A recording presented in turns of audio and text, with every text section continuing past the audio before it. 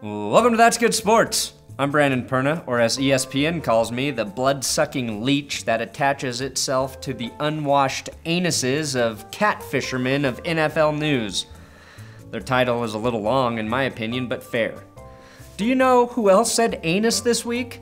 Peyton Manning at the ESPYs. Anus. Oh yeah, the week of sports news is so slow that the #1 story after the home run derby, which would make it the #2 story, or the Anus story, was Peyton Manning's monologue at the ESPYs. A lot of you asked me to talk about Peyton and the ESPYs, but I'm not. I would like to, but what I do is make fun of shit. Peyton killed as the host. I can't make fun of him making fun of stuff.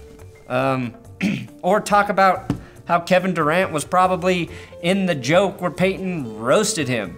Just rewatch the monologue. I shared the video on my That's Good Sports Facebook page. I don't know how I could make it any better by pointing stuff out about it. Today, what I really want to discuss is the escalating racism stemming from the McGregor-Mayweather pre-fight hype tour. Are you hyped enough yet for this fight?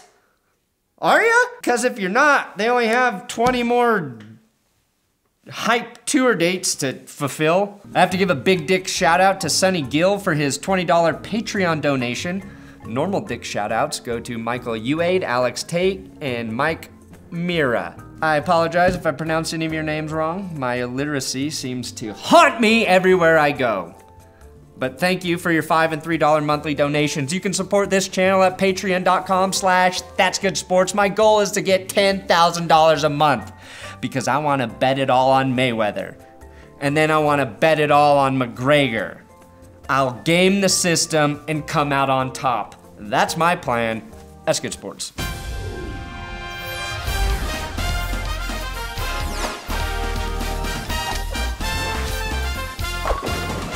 I have to apologize, my head is pounding. Yes, I am hungover. I did the whitest thing on earth last night. Drank too much beer at the Jack Johnson concert. You know you're getting old when fucking Bud Light gives you a headache. Speaking of lightweights, Conor McGregor, nice segue, right, is catching some heat for saying some racist shit during some of these annoying press conference things he's doing with Floyd Mayweather. I have no idea why they are doing so many of these. Oh wait, never mind. It's because they're making a fuck ton of money to pretend to hate each other. If their fake hate for each other is profitable, then maybe I should change my real hate for Tom Brady to fake hate. Fake hate. I will fake hate him. Anyway, first Conor said this, and I quote, "Dance for me, boy." The only way that phrase isn't racist is if it's followed by the word George, and Conor was talking to Boy George. When publicly accused of being racist, McGregor's response was even more racist. Coming from the Deaf Pin Sports Twitter page, a lot of media seem to be saying I'm against black people. That's absolutely fucking ridiculous. Do they not know I'm half black? Yeah! I'm half black from the belly button down. Let me explain. In case you are absolutely clueless, he's referring to his penis, saying it is as big as a black man's penis, because stereotypically speaking, all black men have large penises.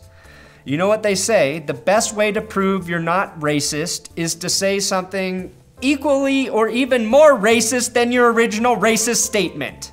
Now let's be real here, just for a second. Even if Conor's penis is long, it's definitely not girthy enough for him to be making those claims. He went on to say, and just to show that that's squashed, here's a little present for my beautiful black female fans. Now I've hated Floyd Mayweather for a long time, mostly because of the way he treated me in his 2009 interview I did with him. Hey Floyd, my mom needs a ride from the airport. Will you wait there for her and pick her up? I don't have to wait for nobody. I move whenever I want to move. I don't have to wait for nobody. I move whenever I want to move. Did you call and leave me a drunk message last night? You called me? I didn't call you. I keep texting you and you never answer. So stop. So stop. So stop. You continue to keep calling me. I'm sorry for calling you so much. Jesus. So I thought I wanted McGregor to beat him. But now he kind of seems like a piece of shit too. So for the first time ever, I hope both of these assholes lose and knock each other out at the exact same time. Racist or not, they both seem like shitty people. So Floyd, what kind of guys are you into? Mexicans, you know that. When we sleep together, would you prefer to pitch or catch? If you know what I mean. It doesn't matter. Also, at the very end, Conor said his coat was made of polar bear. The coat's polar bear. So not only is he racist, he's trying to kill off an endangered, vulnerable species of majestic animals, so his wardrobe is Sprocket. Sprocket is the word I'm trying to get to replace lit. Those shoes are Sprocket. That haircut is Sprocket. That filtered water, it's Sprocket. So to answer the question this video poses, how racist is Conor McGregor? I'm not sure. I don't know him personally. This whole thing is a big spectacle, so it's hard to tell what is real, just like American politics. I will say, I'm not the PC police. I couldn't even make it through basic PC police training. I firmly believe in saying whatever the fuck you want, as long as it's funny or has substance. McGregor's not funny, and this I'm a cold cunt. certainly isn't substantive. To me, I'd say he's probably more dumb than really he's racist, but still somewhat moderately racist. I mean, when someone says rap is their favorite music as evidence that they're not racist, it just doesn't feel like a strong closing argument. You know what I mean? And that's exactly what Conor McGregor did. I think all people are racist in some way, shape, or form. To me, racism is such a big issue across the globe that it's almost impossible not to be. I think there's a racism scale, and no matter where you are on that scale, you're not a zero. I'm the type of person who would like to consider myself a zero on the racism scale. I so desperately don't want to be considered a racist that I'm probably fucking racist. And now we've got Conor McGregor ready to fight Floyd Mayweather. See, I'm even too scared to do an impression of Floyd Mayweather because I'm scared I'll sound racist. But do I mind talking about Conor McGregor in a stereotypical shitty accent? No, because I don't care if I fucking offend the Irish. How does one escape the cloud of judging people based on how they look? That's a real question I have. And I'm not even saying it's a bad judgment you might be making in your head when you see someone. Like I said, I so desperately want to not be racist that I positively judge other races when I first see them. That guy's Asian, probably smarter than me. That guy's black, probably cooler than me. That guy's Irish, probably can outdrink me. That guy's Mexican. Just thinking of the word Mexican makes me hungry. See what I'm saying? Even if your racial stereotypes are positive, in a way, it makes you racist because you're processing unknown information as a truth about someone based on their exterior. The brain makes snap judgments in order to survive. It does that all day long, every day, in every situation you encounter. That's why it's hard to turn off when it's analyzing people. Outwardly, you may not be racist at all. But I fucking guarantee your inner dialogue is. If at the very least in subtle ways you're not even aware of. When I saw the headline about Conor being racist, I simultaneously thought two things. That makes sense, he's fucking Irish. And at the exact same time, the media is probably blowing this out of proportion to get clicks. The sad thing is, both thoughts were somewhat true. Do you know how confusing that is? If you have two completely different thoughts about one thing and both of them are partially correct? I'm a racist for assuming a white Irish guy is racist. I'm also racist for believing the media is probably exploiting racism for money before actually reading the article why I'm questioning. I'm racist for thinking I doubt Conor's dick is bigger than Floyd's. I've been told on several occasions that I have a tiny penis. Whose penis do you actually think is smaller, mine or yours? Me, of course. Really?